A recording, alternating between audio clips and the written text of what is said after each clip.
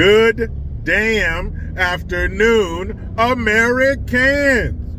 Jericho Green here with you once again. Spotify, Rumble, Recoil TV. These are some of the platforms you can find me on where I will be waiting for you patiently. Get in that description box.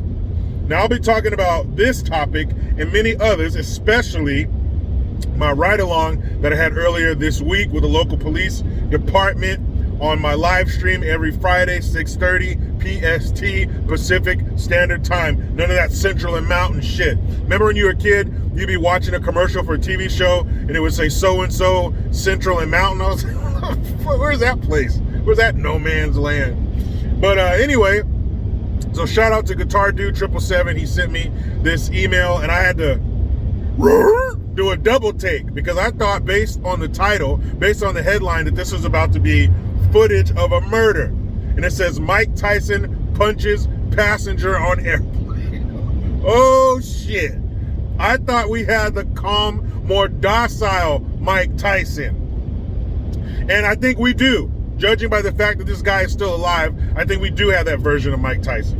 And I got footage of Mike Tyson punching the dude, but apparently this guy, he had ran into Tyson earlier in the airport. Tyson took a picture with him. He was cool. I think the chances that Mike Tyson has run into a few drunk assholes in his time is a pretty good guess. So he knows how to deal with them. I'm sure he exercises a little more patience with them. So this guy, he had taken a picture with him, and apparently the dude was sitting behind him, right behind him on the airplane. I don't know if it was his assigned seat, but this is where the dude was sitting when the event took place. So he's drunk. Number one, a drunk asshole. We've all run into him. We've all wanted to beat the shit out of him. And if you're lucky, you got to. That drunk, mouthy son of a bitch that will not shut up. Remember that video of the guy who was drunk talking shit to that black dude in line at the liquor store and he got a can of that Arizona upside his cranium? That's what should happen to every drunk, mouthy piece of shit in the world, male or female. I'm all about that equality. So, and this reminds me of a story real quick. I'm trying to tell you a story. So, if you're new to the channel, you may not have heard this story before, but it's a great one. So if you're new to the class, here we go. So I used to work at a radio station, and every Friday night, we would go to this club called Club Zoe in downtown San Jose. And it was like the epicenter of clubs. There was a big club on every corner at this intersection, lines out the door, meat market. So I'm at the club, and this girl was in there, and when you've been in enough clubs, you know, if you're a bartender, bouncer, or you just went out frequently, you can usually spot the person who's going to have a bad night. It all starts and ends the same. They get there all happy, the drinks are flowing, and next thing you know, all them drinks you've been swallowing gang up on your ass at one time. Then it goes sideways, you get sloppy, and that's when you have to make the phone call the next morning of, I did what? My bad. So this girl, you could spot her a mile away, had the sparkly, shiny dress, looked like a disco ball. And about an hour or so later, this group of women walk in, and I mean grown women, okay? The woman who was involved in this situation, she had it was a nice outfit, but it was sensible. She had her purse across her chest like that, had a jacket because it was chilly outside. This woman was a mom, okay? She was a grown-ass woman. The other girl, the disco ball dress, she was new to the 21 and over game, and it showed. So, you know how sometimes drunk people, they'll just zero in on somebody and just fuck with them for no reason? It's just, I don't know, the alcohol tells them, get them.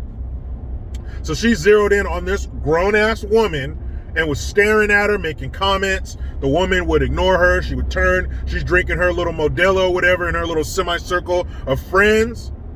Everything's going great. And then I turn around and the girl, disco ball girl, is up in her face. And even though I know nothing about this woman, I can tell she's more prepared for this situation than disco ball.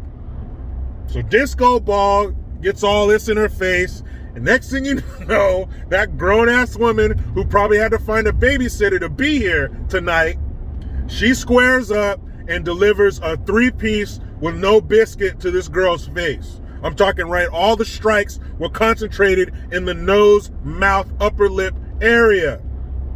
She gave her a quick 3-piece. She couldn't even get her hands up in time, and it was over. So she falls down. Blood is coming from her nose and her mouth. The bouncers pull her away. They take it outside. So, of course, I got to see how this ends. So they're all outside, and the woman who gave her the knuckle service, she's standing up against the wall waiting for the police, and the girl, disco ball, is being mouthed. Blood going everywhere. The bouncers try not to touch her. The police show up, and the police goes up to the woman and is trying to get the story, what happened.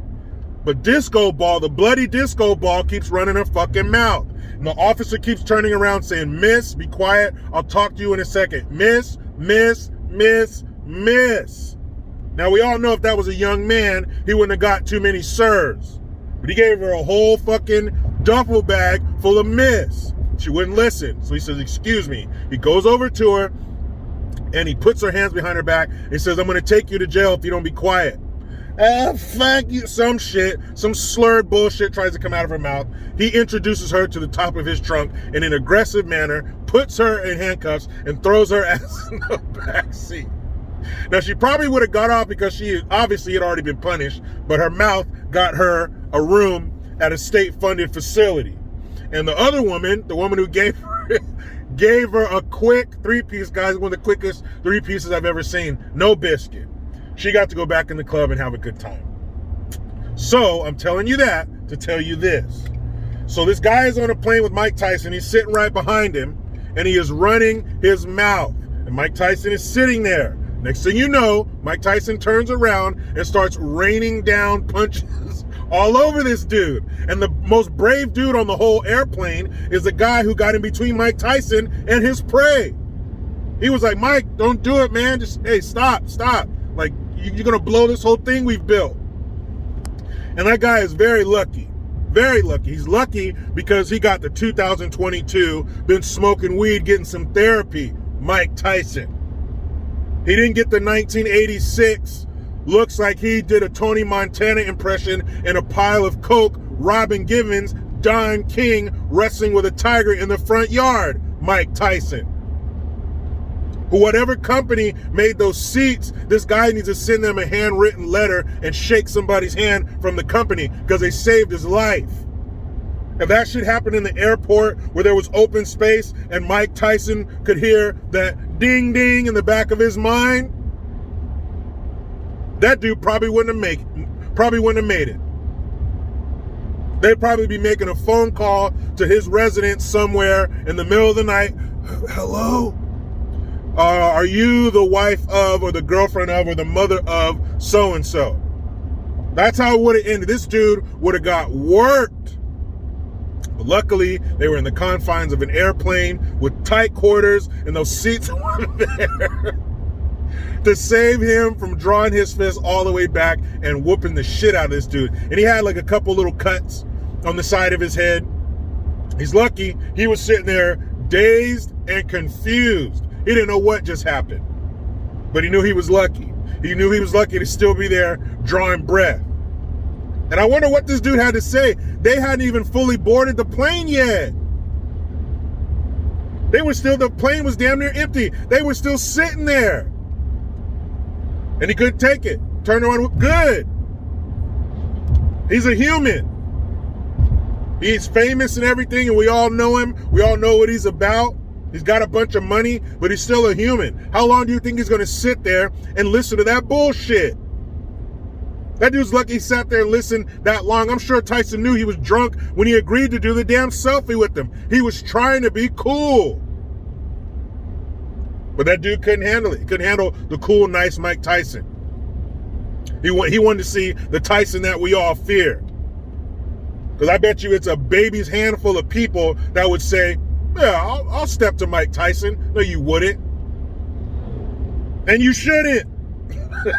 That man is a trained professional fighter with some issues. That dude is so lucky. Oh my goodness.